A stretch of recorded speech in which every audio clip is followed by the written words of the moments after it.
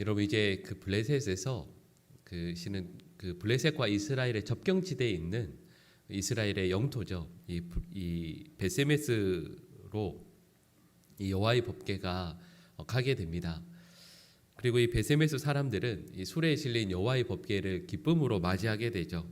그래서 본 말씀이 나오는 것처럼 그 제사장과 레위인들을 불러서 그 언약궤를 큰 바위에 올려놓게 하고요. 그리고 또 그 수레를 장작으로 삼고 또 그 수레를 운반했던 암소들을 번제물로 하나님께 드리게 됩니다. 이 블레셋 사람들은 저희가 어제까지 살펴보았던 것처럼 여호와의 분노를 벗어나기 위해서 제사를 드렸다면 이 이스라엘 백성들은 하나님 앞에 기뻐하면서 하나님께 제사를 드렸다라는 것을 우리는 보게 되죠. 그리고 이것이 이방 사람들, 곧 우상을 섬기는 블레셋 사람들과 여호와 하나님을 섬기는 이스라엘 백성들의 차이라 말할 수가 있습니다. 어제 저희가 나누었던 말씀이죠. 진노를 벗어나기 위해 종교 생활을 하는 사람들과 또 하나님을 믿기에 하나님께 감사함으로 제사와 예물을 올려드리는 그 사람들의 모습이라는 거죠. 근데 오늘 본문 19절 말씀을 보시면 이 베세메스 사람들이 여호와의 언약궤 뚜껑을 열어서 그 안을 들여보았다라는 내용이 나오고 있습니다. 우리 19절 말씀 같이 한번 읽어볼까요? 베세메스 사람들이 여호와의 궤를 들여다본 까닭에 그들을 치사 5만 70명을 죽이신지라 여호와께서 백성을 쳐서 크게 살육하였으므로 백성이 슬피 울었더라. 아멘. 이 사람들이 그 여호와의 법궤의 뚜껑을 아마 열어 보았던 것 같고요. 그 안에 과연 뭐가 있나? 모세 시대부터 이 법궤를 안에 만들어서 그 안에 이런 것들이 있다라는데 그게 과연 어떻게 생겼나라고 하면서 궁금증에 호기심에 이 내용을 안에 있는 법궤 내용을 보았던 것 같습니다. 오늘 본문 말씀을 보시면 괄호로 되어 있죠. 그 70명이라고 된 기도하 있고 우리 한글 성경에는 괄호에서 5만 이렇게 되어 있습니다. 그러니까 고대 사본들 중에서 70명이라고 되어 있는 사본도 있고요. 또 어떤 사본들은 5만 70명 이렇게 되어 있는 거죠. 이걸 어느 것을 우리가 선택할까 하는 문제는 실은 이것은 학자들의 몫이긴 하지만 우리가 이렇게 추측은 할 수 있습니다. 여러분 이 당시에 베세메스 주민들의 수를 학자들이 보통 한 10,000명 넘지 않을 것으로 이야기하거든요. 그러니까 처음에는 아마도 5만 70명으로 되어 있었을 텐데 그 뒤에 사본들에게 그 성경 말씀을 쓰던 서기관들이 이게 아무리 생각해도 도시 수가 그 주민들의 수가 그렇게 많지 않았을 텐데 해서 고민을 하다가 이 부분이 숫자가 바뀌게 됐던 것 같습니다. 근데 이 부분을 물론 이게 저희가 정확히는 알 수 없지만 이렇게는 알 수 있겠죠. 만약에 5만 70명이라고 한다면 여러분 이 법궤를 놔두었을 때 이 법궤 안이 너무도 궁금했던 사람들이 베세메스 사람들뿐만 아니라 그 주위에 있는 많은 도시에 있는 성읍 사람들까지 다 모였을 것이라는 건 짐작할 수가 있죠. 여러분 그렇다면 한번 장면을 생각해 보십시오. 여러분 지금 우리와 같은 도시가 아니에요. 여러분 수천 년 전이니까 여러분 한 명 한 명이 그러니까 이 당시만 해도 100명이 모인 것만 해도 많이 모이는 거거든요. 근데 5만 명의 그 수많은 사람들이 인산인해를 모여서 이루어서 여호와의 법궤가 어떻게 생겼나, 그 안에 뭐가 있나 궁금해하면서 마치 시장 바닥과 같이 많은 사람들이 모여서 그 법궤 안을 들여다보려고 하는 장면을 생각해 보십시오. 그렇게 생각을 해보면 이 장면 자체가 정말 말 그대로 아수라장처럼 이런 백화점의 어떤 큰 행사에서 정말 많은 사람들이 모여 있는 것처럼 여호와의 법궤 안에 어떻게 생겼나 궁금해하는 사람들이 모여 있는 것을 생각해 보면 이런 사람들이 여호와의 법궤를 단순히 호기심의 대상으로 전락시켜 버린 모습을 우리는 짐작할 수가 있죠. 분명히 여호와의 법궤는 거룩한 성물입니다. 하나님의 대제사장조차도 법궤가 모여 있는 그 지성소에 1년에 딱 한 번 들어갈 수 있거든요. 근데 그걸 아는 이 사람들이 와 우리 이때 아니면 구경 못한다 해서 다 모여서 구경하고 있는 거죠. 그리고 이런 이 백성들의 모습에는 여호와 하나님을 공경하고 우리 이런 표현을 쓰죠. 경외라는 표현을 쓰지 않습니까? 백성들이 여호와 하나님을 경외하는 모습이라고는 도무지 찾아볼 수가 없었습니다. 그리고 하나님을 멸시하는 이들을 향해서 실은 저희가 사무엘상 6장 말씀 읽었는데 여러분 이전에 살펴보았던 사무엘상 2장 30절 말씀을 보시면 이렇게 말씀하죠. 하나님께서 이렇게 말씀하십니다. 나를 존중히 여기는 자는 내가 그를 존중하겠고 나를 멸시하는 자는 내가 그를 멸시하겠다. 하나님께서 말씀하시지 않았습니까? 그래서 이 베세메스 사람들은 우리 좀 전에 말씀을 나누었던 것처럼 5만 70명 혹은 70명의 사람들이 하나님께 죽게 됩니다.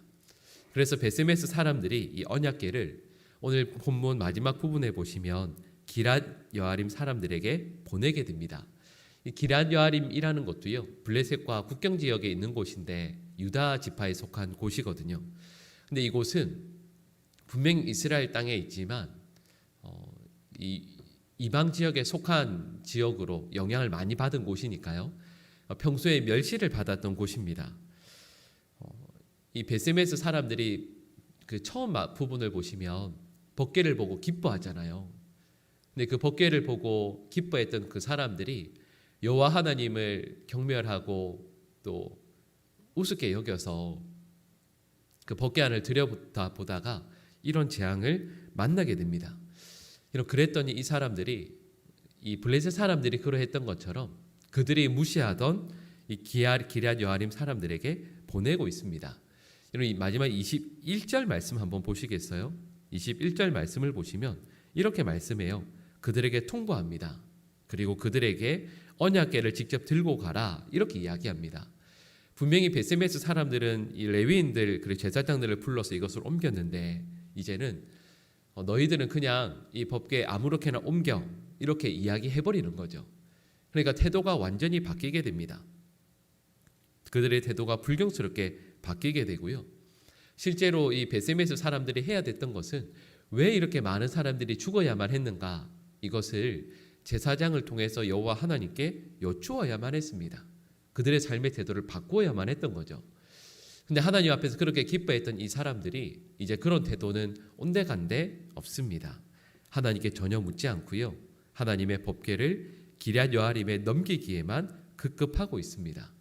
그리고 좀 전에 말씀드렸던 것처럼 이 모습은 블레셋 사람들과 똑같죠. 블레셋 사람들이 여호와 하나님께 왜 이런 재앙이 우리에게 임했습니까? 이것을 여쭈어야만 했지만 그러지 않고 그 재앙을 피하는 데 급급했다라는 것을 저희가 어제까지 살펴보았는데 이 이스라엘 백성들도 똑같이 그렇게 하는 거죠. 여러분, 법궤가 이방인인 블레셋 사람들에게 재앙이었을까요? 축복이었을까요? 어제까지 살펴보았던 말씀을 생각해 보면 1차적으로는 재앙이죠. 근데 하나님의 마음은 축복이지 않았습니까? 그런 재앙을 통해서 블레셋 사람들이 하나님께 돌아오기를 원하고 바라셨던 거죠. 여러분, 그렇다면 이스라엘 백성들에게 여호와의 법궤는 축복일까요? 재앙일까요? 당연히 축복이죠. 하나님께서 함께 하신다는 임재를 상징하는 법궤가 이스라엘에게 다시 돌아왔다라는 것은 분명히 축복이라 말할 수 있습니다. 그런데 그 축복을 하나님을 경외하지 않음으로 인해서 오히려 재앙으로 맞이하고 있다는 것을 우리는 말씀을 통해 깨닫게 됩니다. 그들은 하나님의 법궤를 향해서도 그리고 하나님을 향해서도 함부로 대하고 있거든요. 우리가 잘 알고 있는 잠언 1장 7절 말씀을 보시면 여호와를 경외하는 것이 지혜의 근본이라 말씀하고 있지 않습니까? 하나님을 두려워하고 또 그 하나님을 삶에서 순간순간 인정하는 것이 우리 신앙생활의 가장 기본이고 가장 중요한 문제인데, 여러분, 그 당시에 이스라엘 사람들은, 이방인들은 물론이고요, 특별히 이스라엘 백성들은 하나님을 두려워하지 않고 있었다라는 것을 알게 됩니다. 하나님을 두려워하고 경외하는 그 신앙, 그리고 그 경외감에서 더 나아가서 하나님을 사랑하는 그런 믿음이 아니고, 우리가 읽었던 말씀처럼 이스라엘 백성들조차도 하나님을 이용하는 대상으로 여겼다라는 것을 알게 됩니다. 여러분, 그래서 이 사무엘상 앞부분부터요, 이스라엘 백성들은 여호와의 법궤를 그리고 하나님의 임재를 그들의 인생의 목적을 위해서, 예를 들면 전쟁에서 이기는데 이용해야 할 대상으로만, 물건으로만 전락시켰다라는 것을 우리는 알게 됩니다. 그리고 이런 모습들은 실은 많은 교회들에서 또 많은 성도들에게서 만날 수 있는, 볼 수 있는 모습이기도 합니다. 내가 원하는 바가 있잖아요. 내가 원하는 바를 이루기 위해서 하나님을 그리고 교회를 도구로 사용하는 경우가 실은 참으로 많이 있습니다. 그리고 이 말씀을 통해서 저희가 저희의 모습을 다시 한번 돌이켜 보아야 할 것이 있습니다. 우리가 하나님을 혹시 우리가 원하는 바를 위해서 이루기 위해서 하나님을 이용하거나 아니면 필요할 때에만 하나님을 찾고 구하는 것이 아닌가 하는 거죠. 오늘 보호 말씀은 저에게 명확히 이렇게 말씀하고 있습니다. 여러분, 저와 여러분들은 하나님을 경외하고 그리고 하나님의 말씀과 뜻에 온전히 순종해야 할 사람이죠.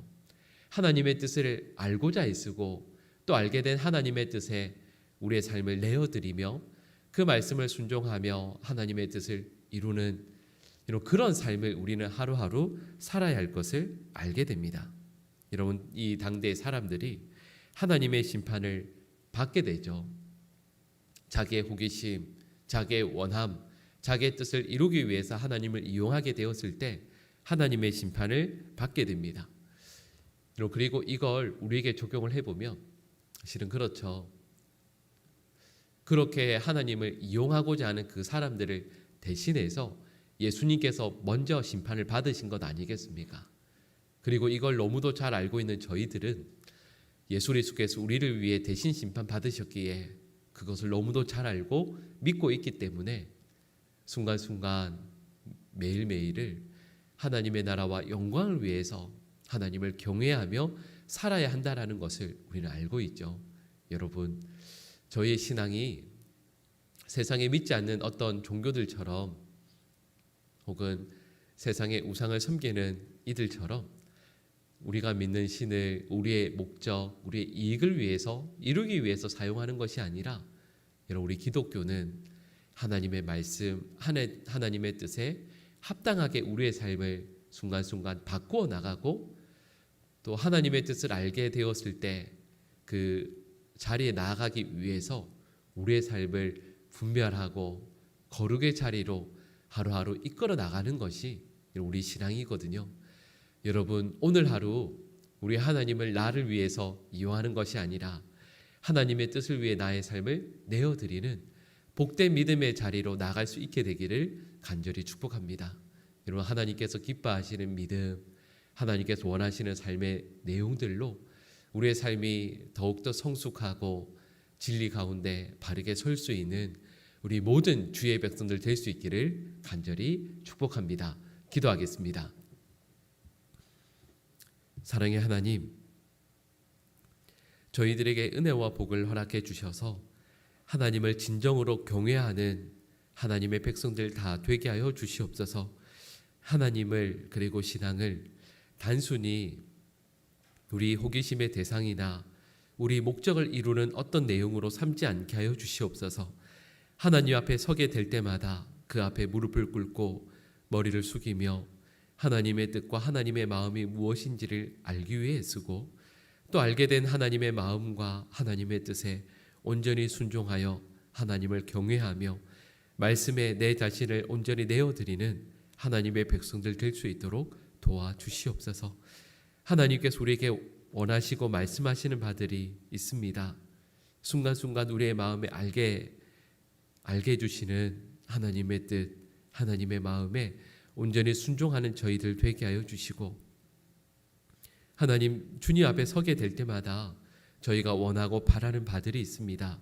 저희의 건강, 삶의 문제들 꼭 이루어야 되겠다라고 생각하는 그 문제들이 있지만 하나님, 이것들을 잠시 먼저 내려놓고 하나님의 말씀 앞에 먼저 순종하고 먼저 무릎 꿇고 주님의 뜻을 겸손히 여쭙는 하나님을 경외하는 저희 모두 되게 하여 주시옵소서.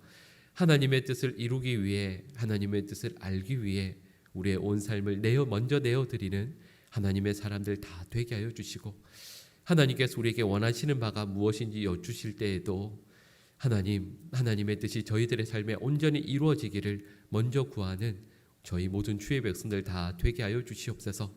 하나님께서 저에게 원하시는 바가 분명히 있는 줄 압니다. 저희가 하나님 앞에 바르게 서는 것, 저희의 가족들, 자녀들과 후손들 하나님의 말씀 앞에 바르게 서는 것, 바로 이것인 줄 압니다. 하나님, 이를 위해 저희들 먼저 주님 앞에 기도하게 하시고 저희 가족들과 자녀들과 후손들의 삶을 하나님의 손에 먼저 내어드리는 저희 될 수 있도록 역사하여 주시옵소서. 세상에서 성공하고 세상에서 잘 되고 자랑할 그 무엇인가를 내어놓는 삶이 우선이 아니라 하나님, 비록 세상에서 내세울 것이 크게 없다 할지라도 하나님의 손에 온전히 붙들려 살아가는 삶, 영원을 하나님과 함께 살아가는 삶이 복된 줄 믿사오니 주님, 저희 자녀들과 후손들의 삶에 이 은혜를 허락하여 주시옵소서. 오늘 하루의 삶에 하나님 동행하여 주시길 간절히 원합니다. 우리 사랑하는 모든 성도들 하나님의 손에 온전히 붙들려 있게 하여 주시고, 그래서 어렵고 힘든 삶의 자리에서도 하나님과 함께하는 귀하고 복된 삶을 경험하고 누리고 고백하는 귀한 믿음의 삶이 될 수 있도록 역사하여 주시옵소서. 주님, 오늘도 주님을 더 사랑하고 주님을 더 기쁘시게 하고 하나님과 동행하는 복된 날 될 수 있도록 주님 역사하여 주시옵소서. 이 모든 간구를 예수님의 이름으로 기도드립니다. 아멘.